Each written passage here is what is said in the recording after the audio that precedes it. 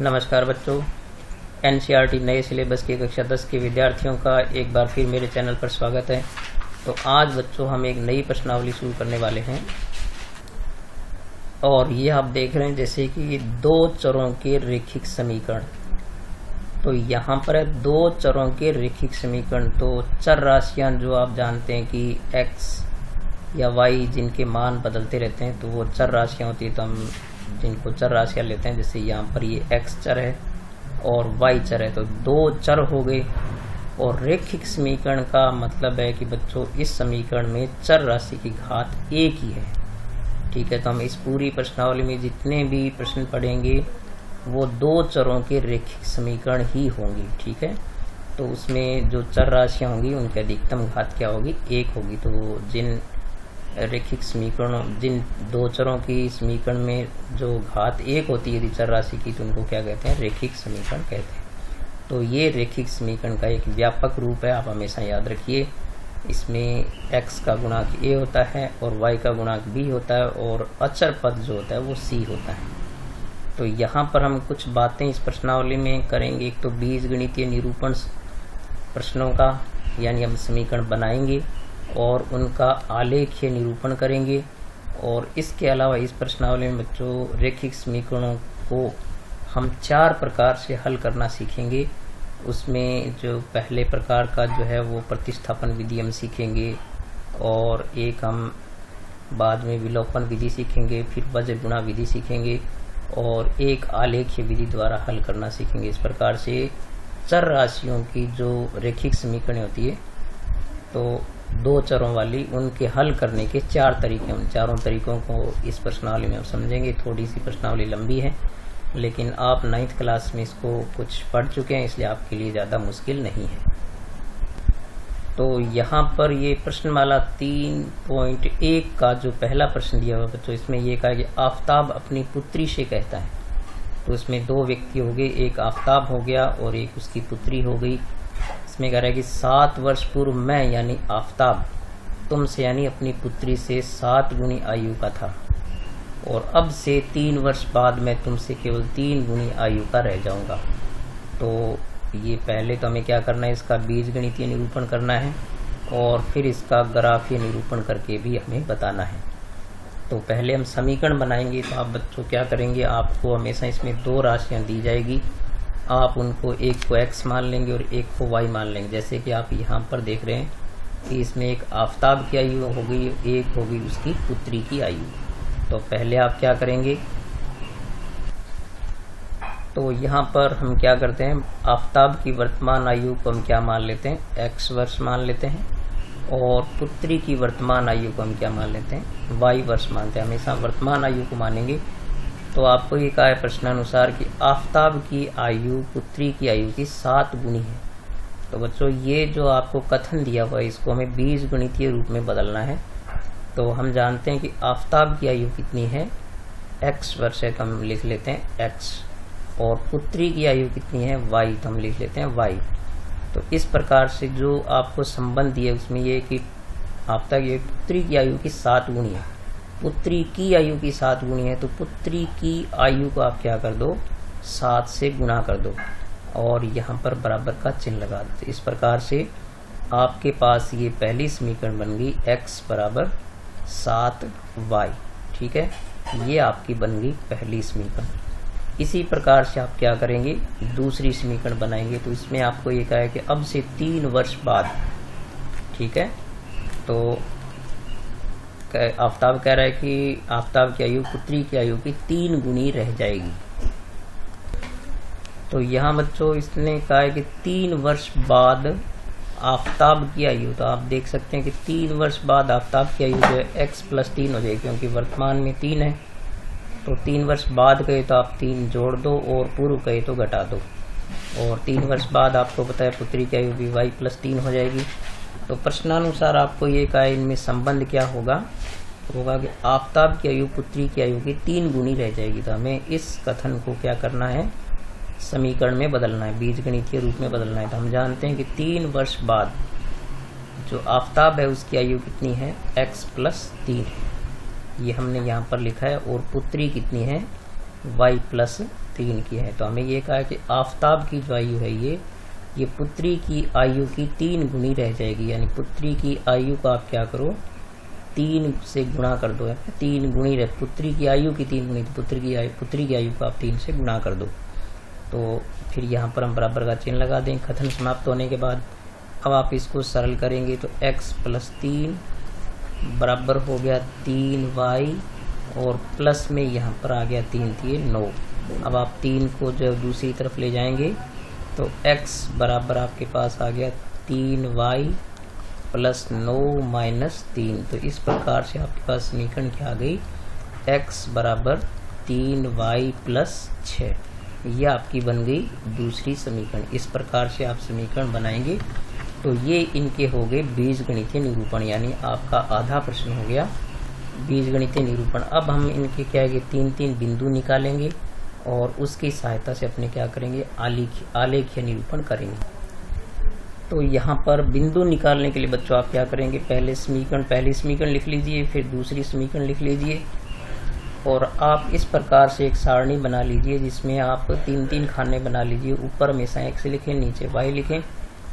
फिर आप क्या करें, यहाँ पर मैं आपको बिल्कुल एकदम आसान विधि बताता हूँ। आप क्या करें, एक बार x0 लिखें और एक बार y0 लिखें। तो पहली बार हम क्या करेंगे, x के बराबर 0 लेने पर, यानी x के स्थान पर आप क्या ले लो, 0 ले लो यहाँ पर। तो x के स्थान पर हम क्या ले लेते हैं, यहाँ पर 0। तो 0 बराबर हो गया 7y। तो इस प्रकार से y बराबर क्या हो जाएगा, 7 0 के बटे में जाएगा। तो 0 बटे 7 बराबर y हो गया। तो 0 में 7 का भाग देंगे तो 0 आ गया। तो y का मान भी कितना आ गया, 0 आ गया। तो इस प्रकार से जब आपने x 0 लिया तो y भी क्या आ गया आपके पास, 0 आ गया। तो इस प्रकार से एक बिंदु ज्ञात हो गया आपको। अब आप दूसरा बिंदु ज्ञात करने के लिए क्या करें, आप यहाँ पर y का मान 1 ले लीजिए। तो y के स्थान पर क्या ले लीजिए आप, y के स्थान पर 1 लेने पर, तो y के स्थान पर जब आप 1 लेंगे तो यहाँ पर आप जब y के स्थान पर 1 लेंगे बच्चों, तो यहाँ पर आप क्या कर दीजिए, 1 रख दीजिए। तो इस प्रकार से x बराबर आपके पास आ जाएगा 7 गुणा 1, यानी x बराबर क्या आ जाएगा, 7 एकम 7। तो यहाँ पर आप जो है वो x 0 लेने के स्थान पर y भी 0 ले सकते थे तो भी x का 0 आ जाता। तो इस प्रकार से जब आपने y का मान 1 लिया तो आपके पास x कितना आ गया, 7। तो इस प्रकार से आपके पास जो बिंदु ज्ञात हो गए बच्चों, उसमें आप पहले बिंदु का नाम दे दीजिए a। तो a बिंदु आपके पास हो गया 0,0 और दूसरा बिंदु का नाम दे दीजिए b। तो ये हो गया आपका 7,1। हमेशा आप x को पहले लिखेंगे और y को बाद में लिखेंगे। फिर यहाँ पर आप क्या कीजिए,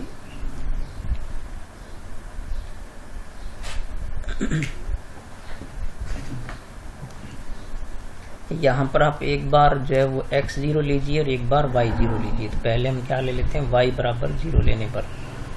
तो y बराबर 0 लेने पर, तो y के स्थान पर जब आप 0 लेंगे बच्चों इस समीकरण में यहाँ पर, तो ये बनेगा x बराबर 3 गुणा 0 प्लस 6। तो आप जानते हैं कि 3 गुणा 0 0 हो गया, 0 प्लस 6 कितना आ गया, 6 आ गया। तो इस प्रकार से x का मान आपके पास कितना आ गया, 6। तो y जब आपने 0 लिया तो x का मान कितना आ गया, 6 आ गया। और फिर आप क्या कर दीजिए, क्योंकि एक बार आपने y0 लिया, दूसरी बार आप x0 ले लीजिए। तो x के स्थान पर क्या ले लो आप, 0 लेने पर। तो इस बार आप क्या करो, x के स्थान पर 0 ले लो। तो यहाँ पर आप x के स्थान पर 0 लेंगे तो ये हो जाएगा 0 बराबर 3y प्लस 6। अब आप क्या करो, इस 6 का पक्षांतन करके इस तरफ लाएंगे तो माइनस के कितने हो जाएंगे, 6 बराबर कितना आ गया, 3y। और अब y के बराबर लेंगे तो ये गुणा वाली राशि भाग में जाती है, तो -6 बटे कितना आ गया, 3। तो इस प्रकार से y के बराबर आपके पास आ गया -2। तो जब आपने x0 लिया तो y का मान आपके पास कितना आ गया, माइनस का 2 आ गया। इस प्रकार से जो दो बिंदु आपको ज्ञात हुए हैं उनको आप पी क्यू नाम दे दीजिए। तो यहाँ पर हम क्या करते हैं, पी बिंदु हमारे पास पहला हो गया 6,0 और क्यू बिंदु आपके पास हो गया 0,-2।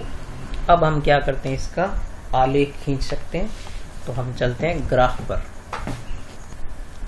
तो यहाँ बच्चों अपने आ गए ग्राफ पर।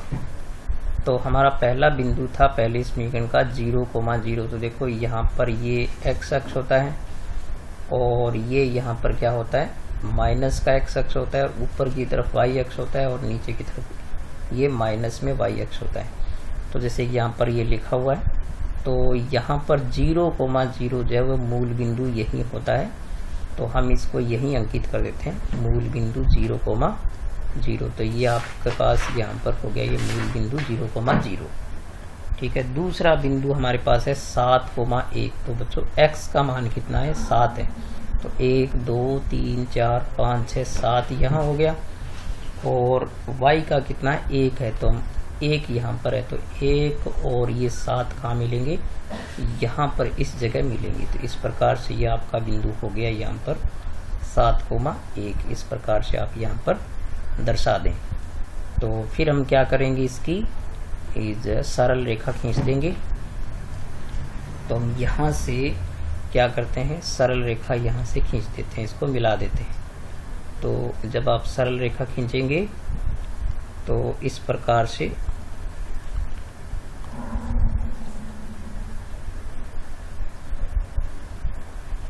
यहाँ से ये जो सरल रेखा है बच्चों, इसका कलर जो है वो बहुत ही डिम है, थोड़ा दिखाई नहीं दे रहा आपको।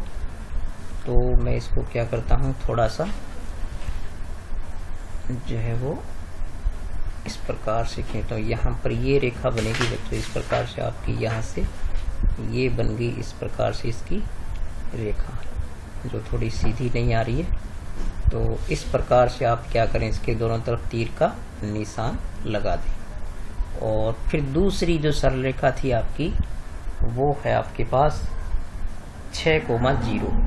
तो उसमें क्या है, यहाँ पर x का 6 और y का 0, तो वो यहीं पर होगा। तो ये हो गया आपके पास यहाँ पर 6,0। और दूसरा बिंदु है 0,-2, यानी x का 0 है और y का -2 है, तो वो यहाँ पर होगा, इस स्थान पर 0,-2। अब आप क्या करें, इसकी सरल रेखा खींच दें। तो सरल रेखा खींचेंगे तो इस प्रकार से यहाँ से लेकर के और यहाँ पर ये जो रेखा आपको बहुत डिम सी दिखाई दे रही होगी, ये वाली हो गई इसकी सरल रेखा। ठीक है, तो यहाँ से मैं थोड़ा सा इसको खींच देता हूँ डार्क में। तो यहाँ से आप देखें ये हो गई आपकी इस प्रकार से सरल रेखा। ठीक है, तो आप इसके दोनों तरफ तीर के निशान लगा दीजिए। तो इस प्रकार से ये हो गया आपका इसका ग्राफीय निरूपण। तो हमारे बिंदु जो एक ये था यहाँ पर 0,0 और एक था यहाँ पर 7,1 और ये था आपके पास 6,0 और ये 0,-2। तो इस प्रकार से आपको इसका आलेखीय निरूपण करना है और बीजगणितीय निरूपण करना है। तो इस प्रकार से एक सवाल हमारा यहाँ पर पूर्ण होता है। आप चाहें तो यहाँ पर ये जो समीकरण आपकी इसके समांतर इसकी रेखा लिख दें, तो वो आपके पास जैसे कितनी है, x बराबर 7y है। ठीक है, और दूसरी जो सरल रेखा थी आपके पास जिसकी ये हमने सरल रेखा खींची है, वो है आपके पास x बराबर 3y + 6। ठीक है, ये इस प्रकार से रेखा है। तो ये इसका ग्राफीय निरूपण हो गया। तो अब चलते हैं नेक्स्ट प्रश्न पर। तो यहाँ पर बच्चों ये दूसरा प्रश्न है, क्रिकेट के कोच ने 39 रुपये में 3 बल्ले और 6 गेंदें खरीदी और उसके बाद उसने 1 बल्ला और 1 गेंद उसी प्रकार की 3 गेंदें, ठीक है, 1 और बल्ला खरीदा और 3 गेंदें खरीदी 1300 रुपये में। इसका बीजगणितीय निरूपण करना है और आपको ज्यामितीय रूप में भी इसको प्रदर्शित करना है। तो पहले हम क्या करते हैं, इसकी जो है वो बीजगणितीय निरूपण करना है। तो आपके पास यहाँ पर एक तो बल्ला है और एक बॉल है, इनके मूल्य की बात हुई है। ठीक है, तो हम क्या करेंगे, यहाँ पर आप पहले मान लीजिए माना एक बल्ले का मूल्य, तो आप क्या करेंगे, माना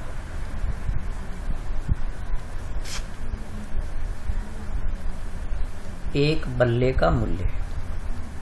तो एक बल्ले का मूल्य आप क्या मान लीजिए, x रुपये मान लीजिए, ठीक है। ये हो गया हमारे पास x रुपये, ठीक है। और एक बोल का मूल्य आप मान लीजिए, एक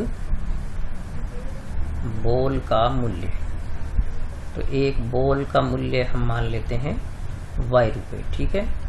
तो यहाँ पर ये, अब हमें प्रश्नानुसार क्या कहा है, प्रश्नानुसार लिखा करें आप। फिर यहाँ पर आपको जो शर्त कही है उसके अनुसार आप उसको बीजगणितीय रूप में बदल दीजिए। तो आपको ये कहा है कि 3 बल्ले और 6 गेंदें, तो आप यहाँ पर क्या किया करें, चूंकि एक बल्ले का मूल्य हमारे पास x है और दूसरे बोल का मूल्य जो है हमारे पास y है। तो अब जब समीकरण आप बनाएं तो आपको कितने बल्ले का है, 3 बल्ले, तो इसको आप 3 से गुणा कर दें, यानी एक बल्ले के मूल्य को 3 से गुणा कर दिया। और बोलें आपके पास कितनी है, 6 है, तो इसको हम किससे गुणा कर देंगे, 6। तो इनका कुल मूल्य यानी इनका योग बराबर कितना हो गया, ये हो गया आपके पास 3900, ठीक है। ये आपकी बन गई पहली समीकरण। तो अब आप इसको गौर से देखेंगे तो यहाँ पर जब 3 का भाग जाता है सभी पदों में, तो आप क्या करें, इस प्रकार की समीकरण सरल करेंगे तो आपके लिए सवाल करने बहुत ही आसान हो जाएंगे। तो आप क्या करेंगे, यहाँ से आप 3 कॉमन निकालें बाहर, तो यहाँ पर आपके पास बचेगा x प्लस 2y और बराबर में 13 3 39 होते हैं, तो ये आ गया 1300। अब आप क्या करें, इस 3 को छोड़ दें क्योंकि पूरी समीकरण में से हम कॉमन ले चुके हैं। तो ये आपके पास हो जाएगा x प्लस 2y बराबर 1300। तो ये हुई आपकी पहली समीकरण, ठीक है। इसी प्रकार से दूसरी शर्त में आपको क्या कहा है कि एक बल्ला और 3 गेंदें हैं, तो उसी प्रकार से फिर आप क्या करें, दोबारा x और y लिखें।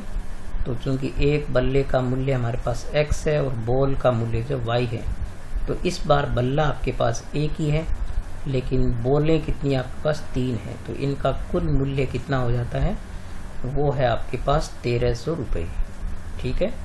तो इस प्रकार से आपकी जो दूसरी समीकरण क्या बन गई, x प्लस 3y बराबर में आ गया 1300।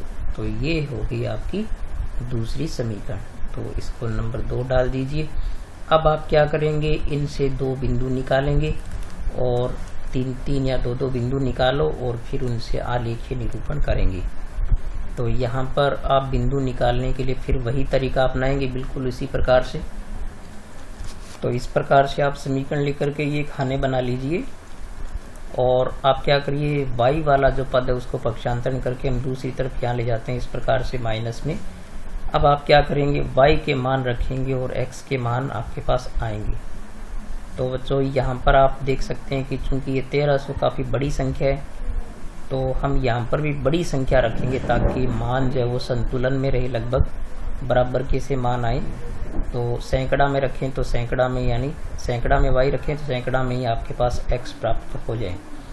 तो हम क्या करते हैं, यहाँ पर y का मान हम पहले क्या करेंगे, 200 रखेंगे, फिर 300 रखेंगे और फिर क्या करेंगे, 400 रखेंगे। तो आप इस प्रकार से क्या करें, इस समीकरण को 3 बार लिख लेंगे। इस प्रकार से हमने क्या किया, पहले x बराबर, आपको बाकी समीकरण में कुछ नहीं करना है, आप पहले क्या करें, y के स्थान पर क्या कर दें, 2 गुणा 200, ठीक है। तो आपने देखा कि यहाँ पर x के बराबर क्या हो जाएगा, 1300 माइनस क्या हो गया, 400, ठीक है। तो इस प्रकार से x के बराबर आपके पास आ गया, 1300 में से 400 गई तो कितने बच गए, 900। तो आपने 200 रखा तो यहाँ पर कितना आ गया, अब हम रखेंगे 300। तो ये एक मान आपके पास यहाँ पर ऐसे प्राप्त हो गया। इसी प्रकार से आप क्या करें, x बराबर 1300 माइनस आप y के स्थान पर यहाँ क्या रखते हैं, 300 रख दें दूसरी बार में। तो ये आपके पास हो जाएगा 2 गुणा 300। तो इस प्रकार से ये आपके पास आ गया x बराबर 1300 माइनस ये गुना किया तो कितना हो गया 600। तो इस प्रकार से x बराबर आपके पास आ गया 1300 में से 600 गए तो कितने बच गए बच्चों, ये आपके पास बच गए 700। तो इस प्रकार से आपने जब 300 रखा तो यहाँ पर आपके पास कितना आ गया 700। अब हम रख देंगे तो इस प्रकार से ये एक सेट प्राप्त हो गया।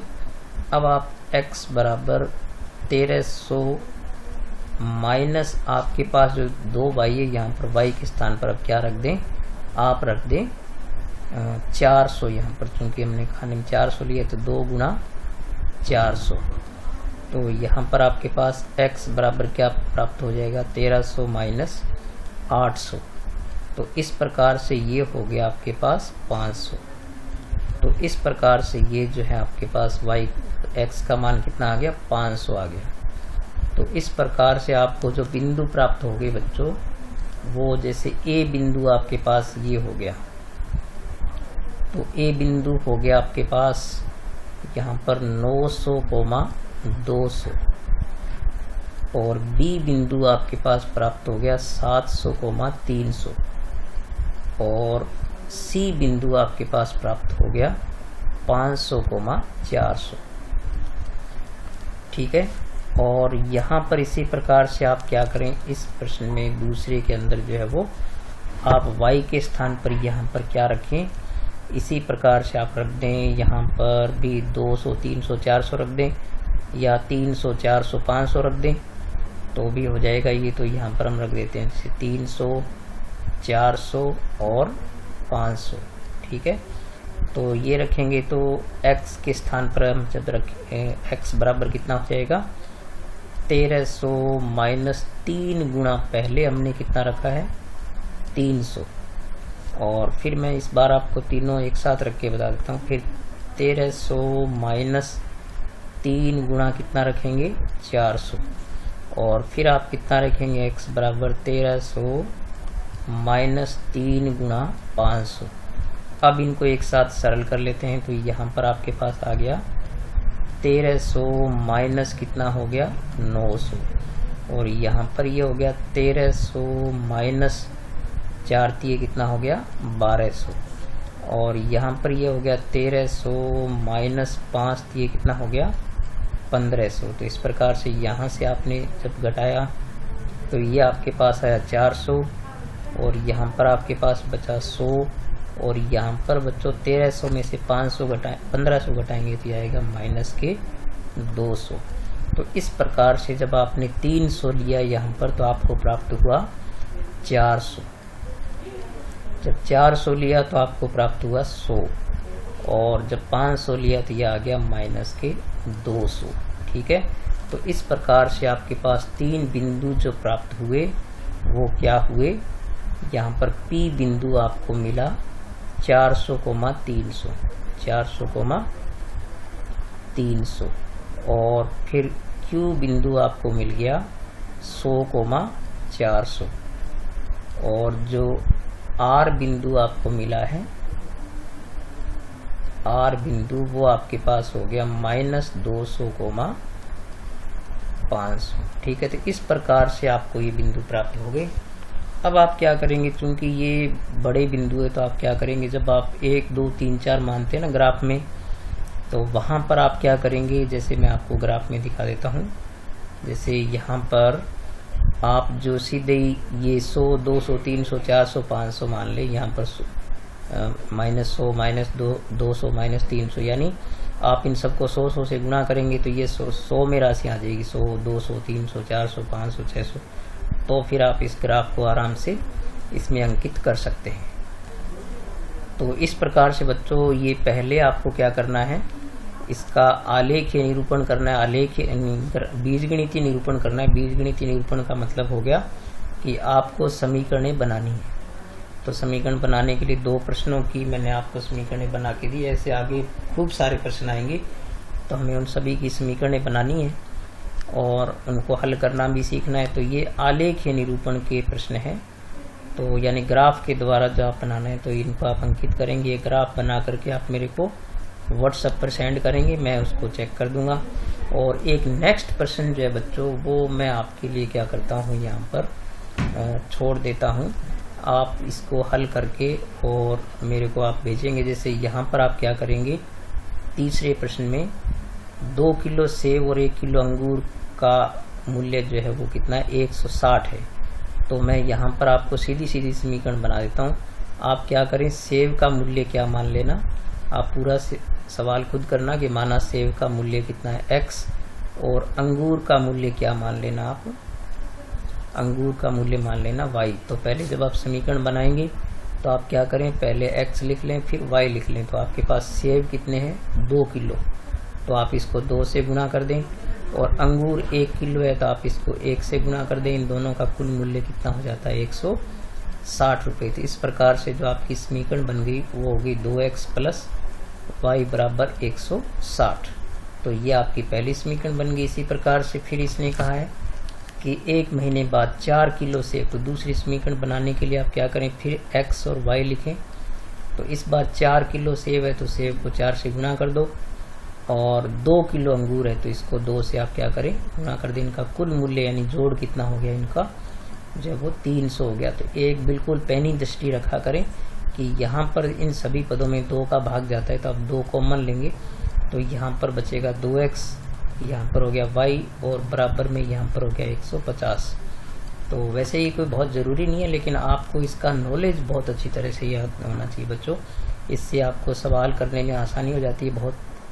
तो इस प्रकार से आपकी समीकरण बन गई 2x प्लस y बराबर 150। तो ये मैंने समीकरण आपको बना दी है। अब आप क्या करेंगे, इनसे 3-3 बिंदु निकालेंगे उसी प्रकार से, और इसका ग्राफ बना करके मुझे व्हाट्सएप पर सेंड करेंगे। तो मैं आपको जो है वो, जो भी, अगर पहली बात तो गलती होगी नहीं आपसे, अगर कोई गलती होती है तो मैं आपको बिल्कुल इसका जो है वो सुधार करके बताऊंगा कि आप इसको कैसे करें।